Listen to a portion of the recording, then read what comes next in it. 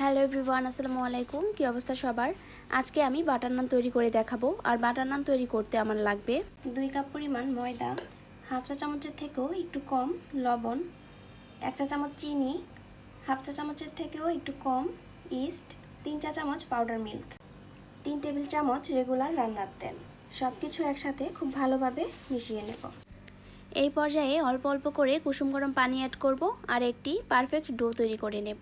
ডোটা শক্তও হবে না, আবার বেশি আঠালোও হবে না। এই পর্যায়ে সামান্য একটু তেল দিয়ে ডোটার উপরে মেখে নেব। এরপর ঘন্টার মতো একটি প্লেট দিয়ে ঢেকে রেখে দেব। 1 ঘন্টা পর আরও কিছুক্ষণ ময়ান করে নেব। ডো থেকে অল্প অল্প নেব এবং রুটি বেলে নেব। আর রুটি বেলার জন্য প্রথমে সামান্য পরিমাণ ময়দা ছিটিয়ে নিয়েছি। এবার রুটি বেলে নেব। রুটি বেলা হয়ে গেলে এর মধ্যে সামান্য পরিমাণ ধনিয়া পাতা কুচি আর রসুন কুচি দিয়ে আরও একটু ডলে নেব। এভাবে আমি সবগুলো রুটি তৈরি করে নেব। সবগুলো রুটি তৈরি করার পর এবার আমি এগুলো ভাজতে চলে যাব।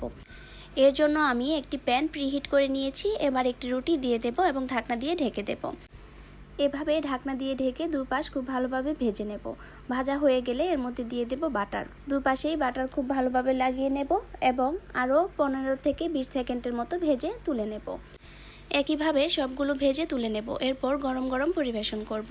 দেখেই বুঝতে পারছেন আমার বাটার নানগুলো কতটা পারফেক্ট হয়েছে। আপনারাও চাইলে বাসায় এভাবে বানিয়ে ট্রাই করতে পারেন। আজকে এই পর্যন্তই। সবাই সুস্থ থাকবেন, ভালো থাকবেন। আল্লাহ হাফেজ।